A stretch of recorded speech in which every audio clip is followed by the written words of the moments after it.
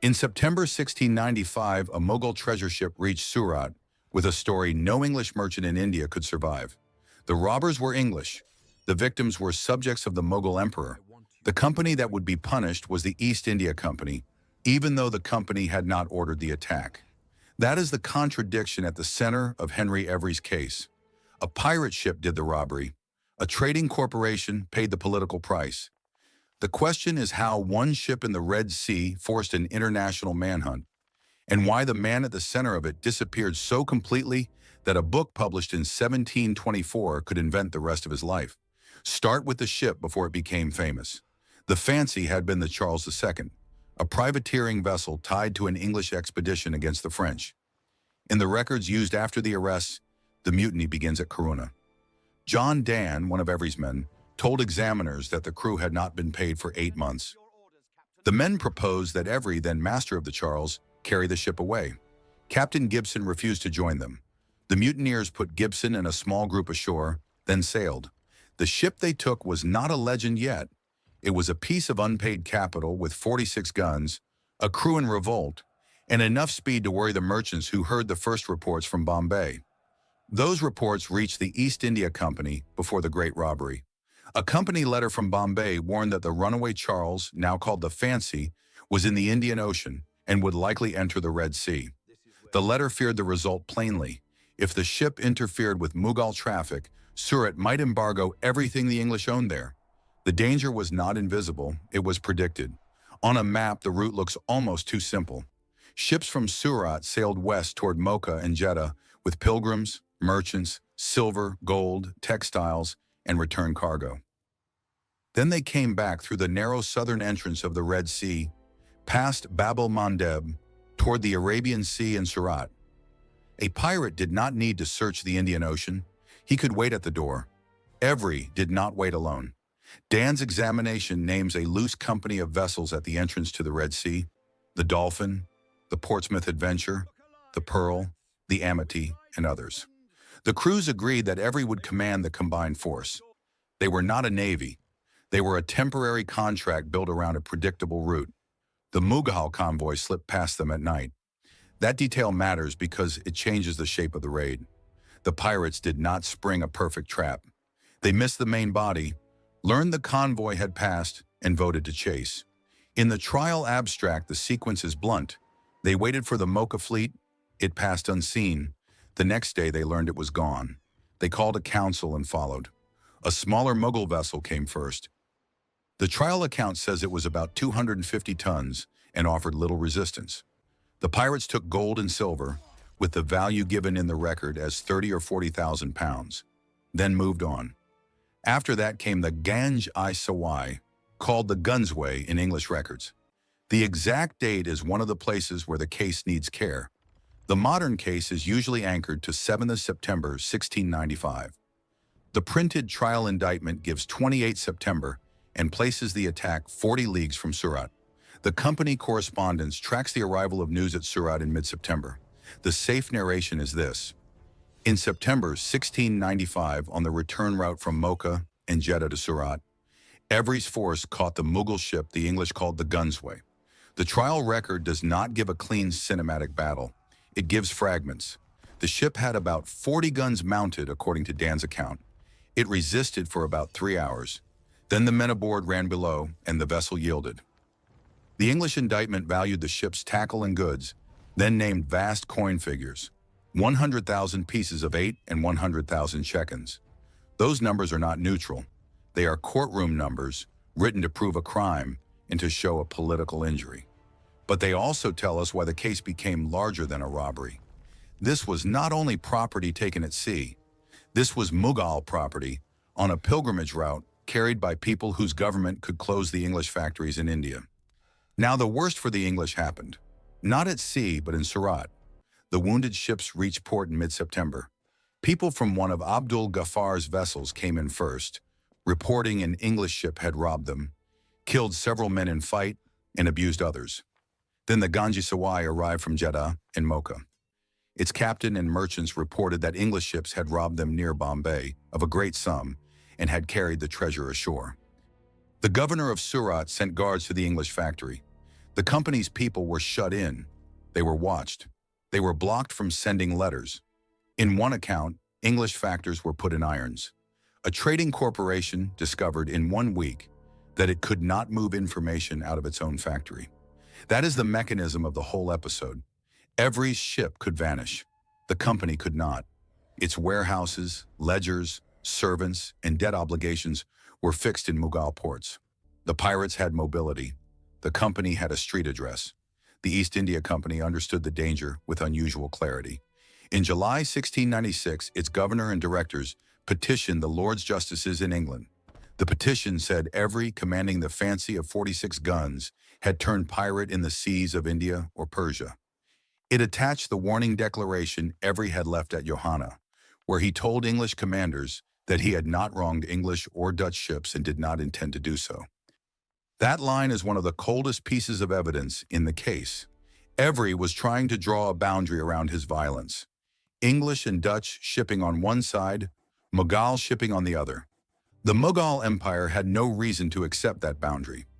Neither did the company, once it saw what the boundary would cost. In the same petition, the company warned of reprisals at Surat, interruptions to trade from port to port in India, and interruption to trade between India and England. That is not a pirate story in the usual sense. That is a commercial crisis written in the grammar of law. 2 days after the petition was read, a proclamation followed. The open Privy Council material, printed by John Franklin Jameson, records the date as 18th of July 1696.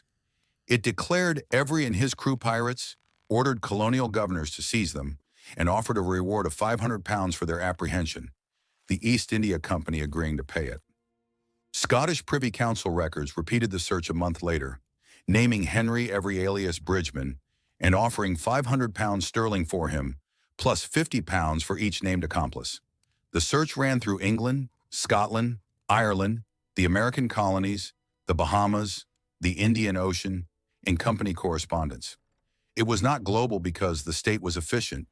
It was global because the evidence was scattered everywhere the stolen money went, and the money went everywhere. John Dann's examination gives the first clear route of the disappearance. After the Ganj-i-Sawai, Every resolved to go toward Providence in the Bahamas. On the way, some men wanted to go to Cayenne, but Every resisted. At Providence, under the name Bridgman, the crew asked Governor Nicholas Trott for protection and permission to come ashore and leave.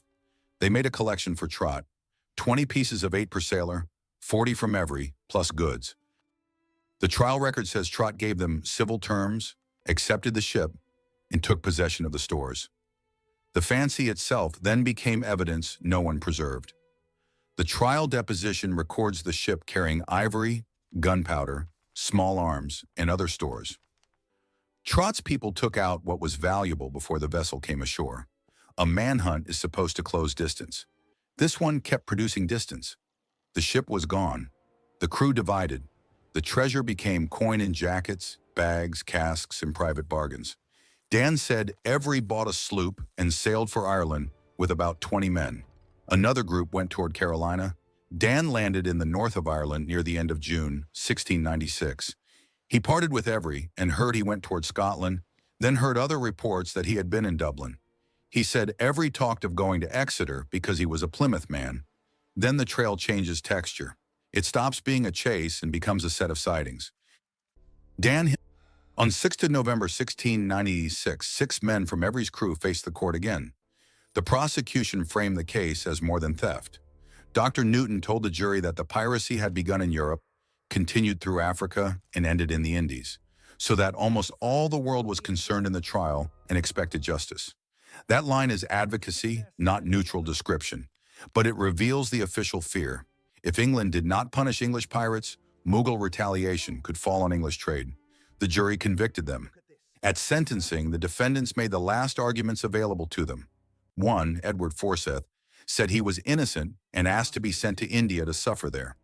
One said he had served his king and country for 30 years and was willing to serve the East India Company wherever they pleased. One said he had been forced away and was young. One called himself ignorant. One asked mercy. The judgment was death by hanging. The trial account records the execution on Wednesday, 25 November 1696 at Execution Dock. the usual place for the execution of pirates. 6 men died beside the Thames. The man whose name made the proclamation did not. This is the midpoint of the case because the question changes. Up to this point, the question has been, where did Every go? After the executions, the question becomes, what happens when the state can punish a crew but cannot produce the captain whose disappearance caused the crisis? The answer is that the record fills with substitutes. It fills with trial pamphlets. It fills with proclamations. It fills with customs seizures and colonial suspicion. It fills with men who may have known him, men who had some of the money, men who landed from the wrong sloop with the wrong coins. But the center remains empty. That empty center is where Johnson enters. The myth says Avery became a king, married the Mughal emperor's daughter, ruled in Madagascar, commanded forts, issued commissions, or died in a tidy moral collapse after Bristol merchants cheated him. The records say something narrower. They say Henry Every alias Bridgeman was last traced through New Providence, Ireland, Scotland rumors, Dublin rumors, and a plan or claim about Exeter. No contemporary record proves the princess story. No contemporary record proves a kingdom. No contemporary record proves Johnson's death scene at Bidford. Johnson's 1724 history is useful here because it shows the legend forming after the records failed. Johnson begins by naming the rumors. Every was said to have become a king, married the great Mughal's daughter, built forts, and ruled with ships and armed men. Then Johnson dismisses those rumors and gives another story in which Every returns poor, is cheated over diamonds, and dies without money for a coffin. That second story sounds more sober. It is still Johnson's story. No trial record, company letter, or contemporary newspaper open for this episode confirms it. So the myth Veer's record beat is not a footnote. It is the spine. The record can prove a mutiny at Corunna, a pirate force at the Red Sea, the capture of the Gunsway, a crisis at Surat, a proclamation in July 1696, a search through Atlantic ports, and executions at Execution Dock. The record cannot close Every's life. Johnson closed it for readers because readers wanted a closed life. What I read in the record is not the romance of escape. It is a chain of responsibility that could not reach the person most responsible, so it tightened around everyone who was reachable. That is why the route map matters more than the treasure image. The case moves from Corunna to Johanna, from Bab-el-Mandeb to Surat, from New Providence to Ireland, from Rochester to Execution Dock. At every point, the map adds a document. At every point, the man himself becomes less visible. There are still uncertainties. The exact attack date appears differently across sources. The total value of the cargo ranges widely in later scholarship and in legal records written for different purposes. The violence aboard the Ganj-i-Sawai is real in the accusations, but the details are difficult to narrate without repeating hostile or sensational accounts. This script keeps to the documented political effect. People in Surat reported killings and abuse. The governor confined the English. The company feared retaliation. English authorities treated the case as a danger to trade and peace. That restraint is not a way of softening the crime. It is a way of keeping the record in view. Every's case did not end because Henry Every was found. It ended officially because other men could be tried, hanged, pardoned, questioned, or lost in colonial files. The company could show effort. The Crown could show proclamations. The courts could show bodies at Execution Dock. The Mughal crisis forced English authorities to discover a hard fact about maritime power. A pirate could move faster than the institutions built to punish him, but trade could not move faster than blame. Henry Every vanished into the record's weakest place. The manhunt made him famous by failing to catch him. Johnson made him legible by inventing what the manhunt could not prove. This was not an escape story. It was one of the first truly international manhunts. A search that ran through England, Scotland, Ireland, the Americas, the Bahamas, and the Indian Ocean, built around a man the records could not close. The route survived. The captain did not. Visual reconstructions are AI-assisted and based on historical records.